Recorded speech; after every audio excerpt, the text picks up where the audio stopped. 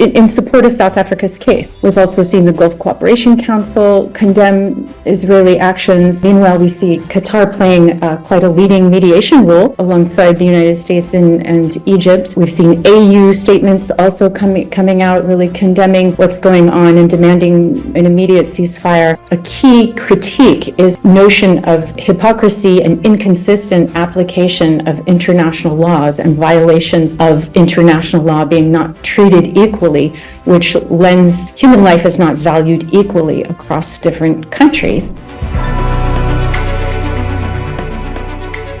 Great. Thank you so much for having me on. South Africa's case at the ICJ, or the International Court of Justice, is basically accusing Israel of genocide in the case of Gaza. The ICJ, of course, as probably we all know by now because there's been a lot of airplay, is the UN's top world court where states take other states to account. They hold other states to account. So South Africa has taken Israel to court based on its sense that Israel is committing genocide in Gaza. This is, it made a number of claims, which the ICJ on 26th of January in its ruling basically concurred with and said that it is plausible that Israel is conducting genocide in a range of areas, including around, and it said that Israel must take all measures to prevent, this occurring further while it reviews the case over the next, many months, possibly years. And this is so that the areas that the ICJ has found that Israel needs to take particular care is around killing of civilians and public incitement of genocide and the destruction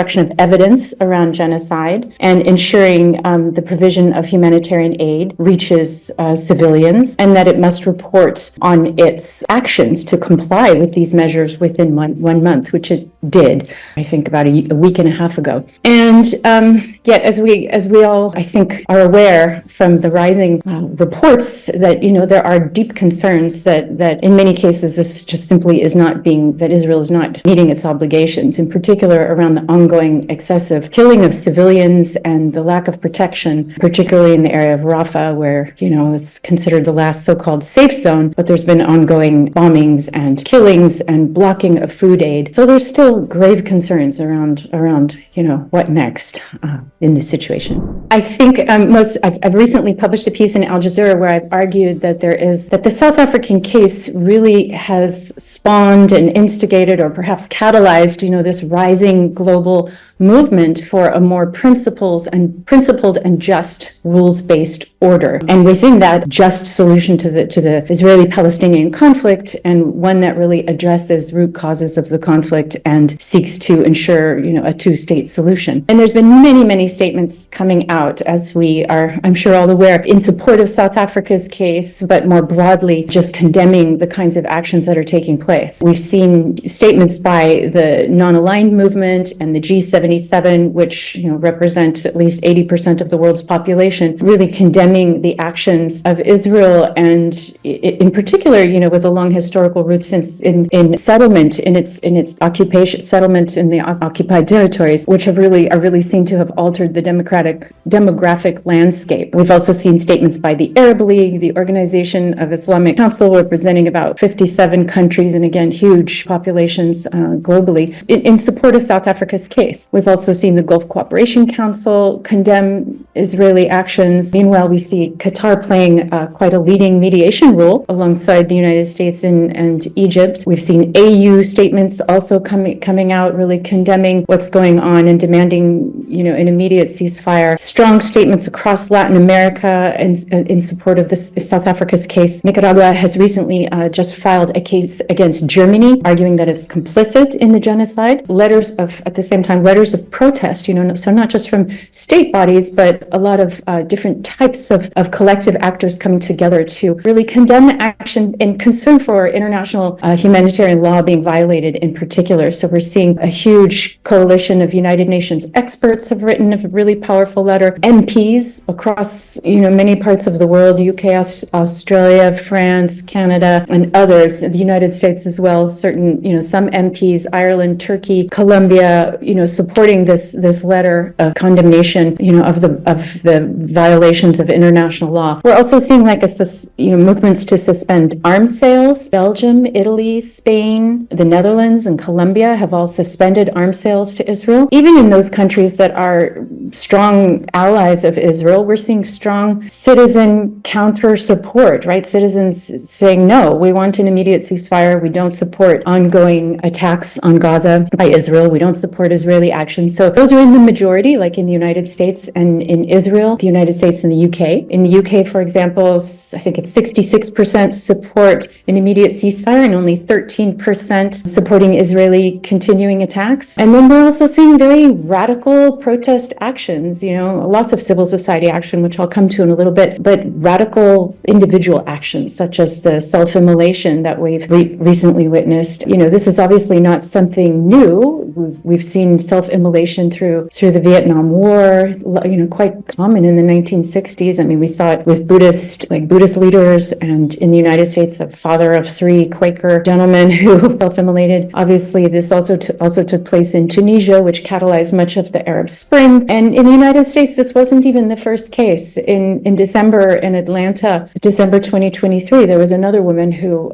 self-immolated in front of the Israeli embassy. She didn't die, but it was pretty covered up. You can't even find her name anywhere in the press, which is quite interesting. So yeah, a lot of diversified and powerful and rising forms of protests that reveal this, not just strong support for Palestinian liberation, but this wider movement to have a more principled and just rules-based order where rules of the international system are applied fairly within and between and across states. Well, I think there's been a lot of discussion over the years, over the decades, really about the fragility of the rules-based order and the hypocrisy within the rules-based order. So this is not new, but it's rising, right? And it's predictable, right? If we look at the nature of the rules-based order, which was really built on colonial foundations, and while certainly many of the normative and human rights-based principles there can still be seen as very democratic and aspirational in important ways. The problem is that the most powerful institutions politically and economically have always been led and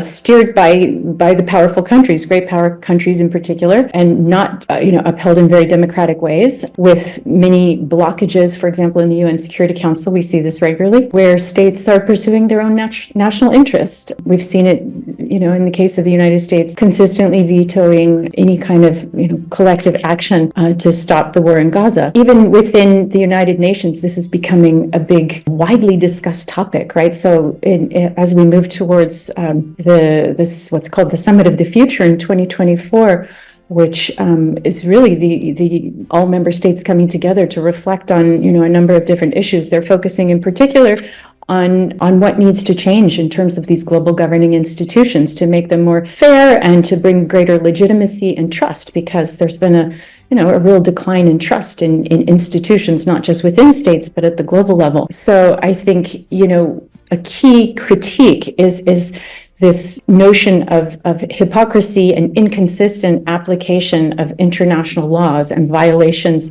of international law being not treated equally, which lends, focus to the argument that human life is not valued equally across different countries and across different civilizations. And that, of course, doesn't go down very well in a rules-based order that's supposed to be premised on human rights, democracy, and so forth. Yeah, I think, we've seen a lot of very radically different treatment in the case, if you look at, for example, Ukraine versus what's been happening in Gaza, both in terms of the support, military, political, and other that's been given to the populations that are being attacked. And then also in terms of, the overlooking of international violations of international law. Fairly blind eye turned to a lot of the statements being made by politicians in Israel, while swift defunding of UNRWA in the West Bank, and where there was only not really evidenced claims of a handful of UNRWA staff participating in the October 7th attack on Israel. And this would simply, the argument is that this simply just would not occur if it was, the other way around, or reflecting something that Israel had done. And, if we look at sort of hypocrisy in international affairs, we can take many other kinds of examples. Just, for example, looking at sexual exploitation and abuse by the UN peacekeeping forces in many parts of the world. We don't see a shutdown of UN peacekeeping, so why are we seeing a virtual shutdown of UNRWA at such a crucial time when people, there's a famine really starting to happen. So, I think this whole movement towards trying to ensure that international law is practiced in a much more even and fair way, I think we're going to be seeing more and more attention to those issues. Well, I think, the Gaza situation has really prompted this, but it can be seen as kind of a wider movement for global justice on a number of fronts over the last, several decades at least, right? So we see civil society movements for economic justice, right, around fairer trade and financial regulations and practices, the movement for debt relief across the world.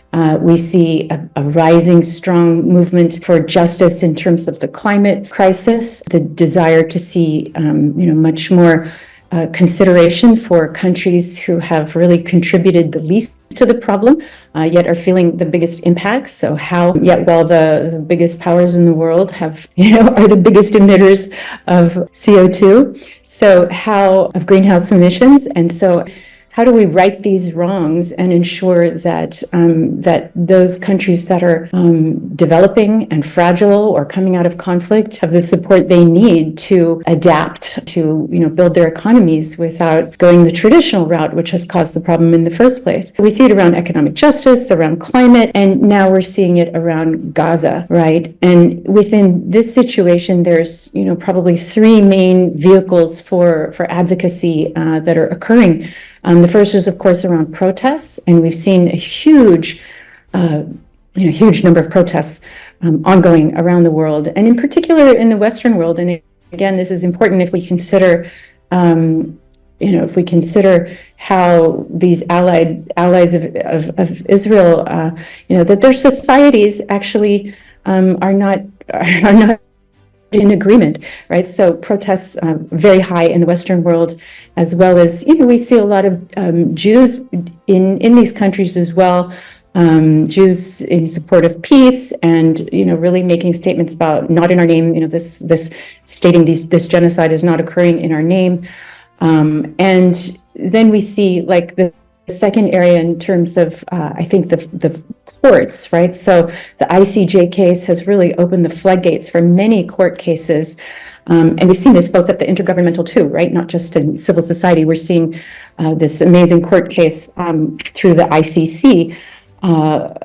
And this is like a UN General Assembly case, right? But the important part is it's really bringing attention to the root causes of the conflict by looking at the legality of Israel's occupation and the settlers, over time. So I think this is really, really important. You have this like push and pull between countries at the top level using the courts and citizens at the bottom level taking their own countries to courts. We've seen this in the United States, and in Germany this is occurring. We've also seen it in the Netherlands, right, where the UK and Netherlands have taken their countries to court, and the Netherlands has been very successful, involving Oxfam and Novid, PAX, the Rights Forum, so a group of civil society actors who have won a lawsuit against their government for its arms exporting to Israel, really on the basis of ensuring that it doesn't contribute to ongoing violations of international law. In Chile, we're seeing 100 lawyers taking action against Netanyahu and leading Israeli politicians. So the courts are the second way, and then the third way is the BDS movement. So the boycott, divest, and sanctions movement, which is really harnessing civil society actors, states, businesses. And, we see campaigns growing across the Arab world. Academic associations, unions, churches, local city councils are involved across Europe and increasingly in the United States as well, with powerful investors joining the movement. And it's also, pushing towards this idea of sanctions, which of course was very key in the case of South Africa. Sanctions in terms of military and economic, and really focused on calling for states to meet their legal obligations to ensure that international violations of human rights and international law are not continuing.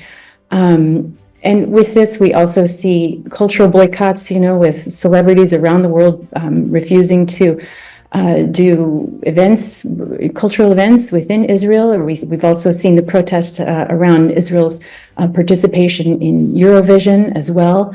So I think, we can see civil society really at the forefront of pushing for this movement to ensure that international law is protected, that vulnerable populations are protected, and that we move towards, a more fair and principle and justice-based international order. And I should say, quite importantly, there will also be a day of reckoning in terms of Hamas's actions in Israel as well. And I think we will see Hamas held to account also, where, I think the UN Secretary General Antonio Guterres has been under a lot of heat.